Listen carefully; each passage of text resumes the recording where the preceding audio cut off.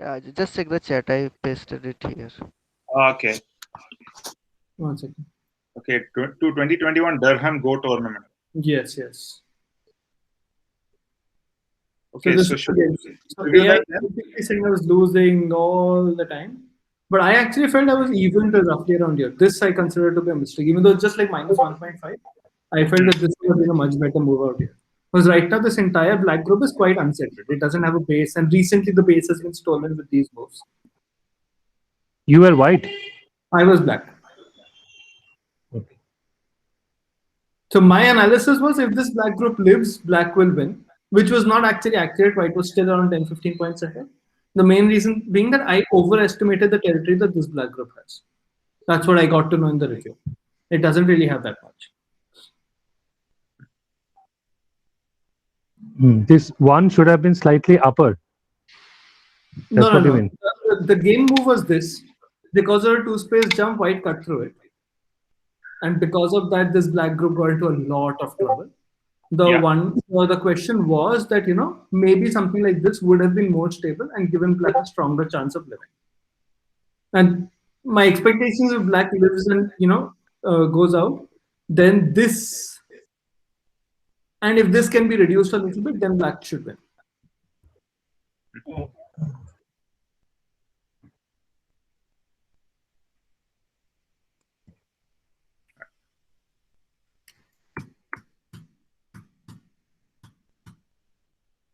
So what normally happens out here? What I played is this, which is the in-game move. What I've heard is that this is the right sequence to follow, and this is apparently a quite common sequence of opening moves. This seems much more balanced. White gets Sente, but I mean that's anyway to be expected with this Joseki. White gets two stable corners, so like 30 points, 15 plus 15, but black gets a stable enough side. In-game was slightly different. Black played here, and white played this. This is probably a little bit of an overplay, is what the two-down player was saying, my opponent. So I played this, I kicked, and then I kind of tried to immediately reduce. Nothing inherently wrong with this approach. And then the sequence that follows is basically for black to escape out. White is building some strength on the side, but black is building an attack against these two strengths. So something like this. At this point, white plays here, which is required kind of because otherwise these white stones are very, very weak. Here, I actually Tenoki, I played here. It might have been a better idea to play something local.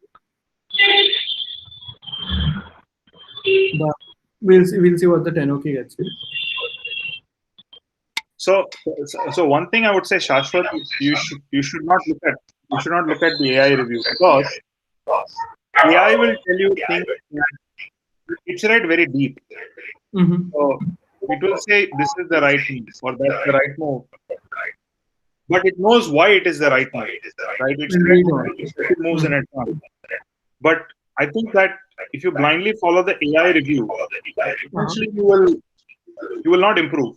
Like because it will say this is the right one. You will, if you mimic it, you will not know what to do next when a certain thing happens. Like AI might do it in order to deliberately focus a group, but you may think, okay, it is an attempt to save.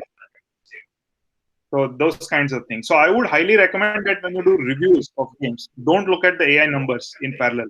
You can look at it at certain critical junctions where there is like no agreement on what is the right approach among the members of the community. And then you can compare notes against AI. What does AI think? Just as a FYI.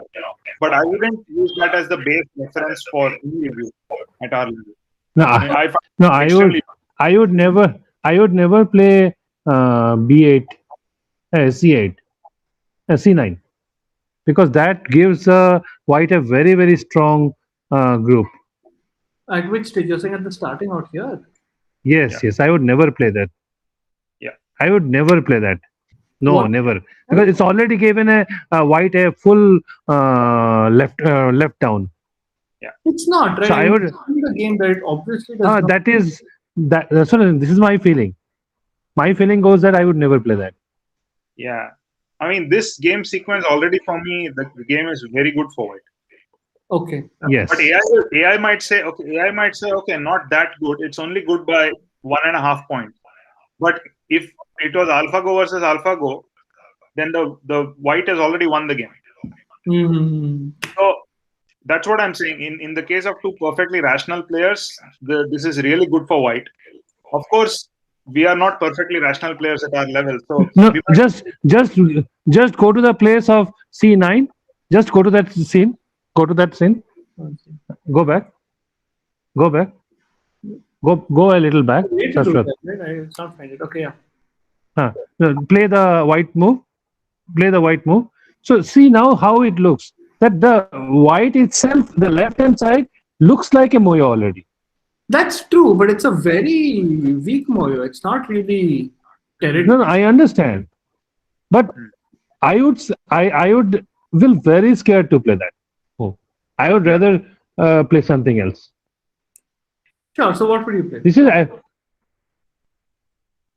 I would even if you want to play there, I would play even E8, D8. I would hit in the head rather than that. I would take the front side rather than the back side. Let him do that. I'll no, I might not do that. I might even come forward this side. No. I would rather come this side. Yes. Okay, you take that side. I will come and kick this side. So Supratik, my thought process about that is I'm not very happy with this Joseki then. Why would I play this Joseki if I want to do this? Okay. so I wouldn't do this either. What I would do is I would say, look, white did that approach at C8. Okay, that's a good move locally.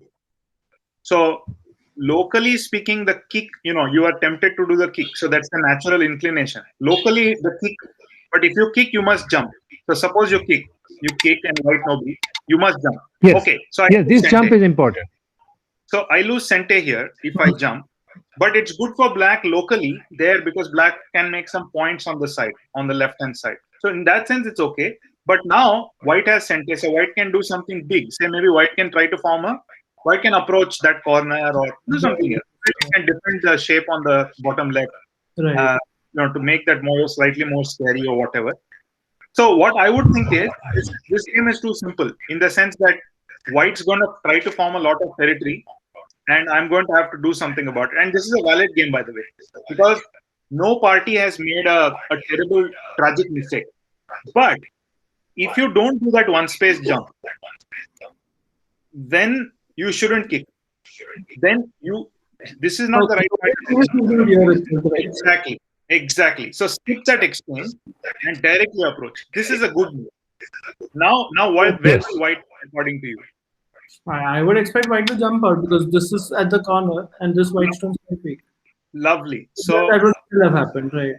So you can then continue. The life moves on, Right. but that exchange you should avoid it because even though white does a one space jump there, it's not as strong as if white does a no beat. White gets very strong. That's true. That's true. After making white strong, entering a strong white area, it's counter to your own productivity, right? Like you are making your opponent strong in an area and then getting in there. Then jumping. Your opponent becomes very strong. So directly approach. So Gokul, what will you play in this situation? As white? As white? No, as black. No, not one. No, not one. Leave out the one. Leave out the one else. Now what will you play? So I have two choices here that I will consider to play. One is the move that Shashwat showed now, which is d5. That is one option if I'm really in the mood to fight and whatever. But that area is not the largest side on the board right now. Okay, so you'll probably take a big point. I will probably take some. Yeah. Yes. Hey, that's what I meant. Yeah. But locally speaking, if I have to play on the left side, then a move like d5 can make sense. But we don't know. The problem is if you play d5 now, you don't know whether d5 will be a good move or not. Mm-hmm. Because maybe something interesting will happen on the right-hand side, which is the more important side. And white will determine that fate of the right-hand side. And then your d5 might look like a bad move. No. So Gokul, would you play r5? Would you play r5 or even little bigger? I wouldn't play r5 because these days r5 is prone to the shoulder hit at q6 and it's extremely easy to reduce. So r5 is no more a good move. what I would either consider doing is either Q6 or Q5, one of those two things. And the AI move is Q6. So I might consider Q6. Okay. Yeah. Anything on the side, So like you can sometime, play the top side, like you can play Q14. Q14 is also a perfectly good move. But Challenge basically, received. corner side center, and you play on the biggest what side of about Q9? R9? Yeah, R9. I think R9 is mini Chinese, right? No, it's just the regular Chinese. You can Sorry. play. You can play. You can play R9 like that. Again, as I said earlier during the Joseki, it doesn't matter as long as you stick to the basic idea that you're playing on the largest side of the board. The thing with R9 is it prefers the side over the corner because it's more of a side move rather than a corner move.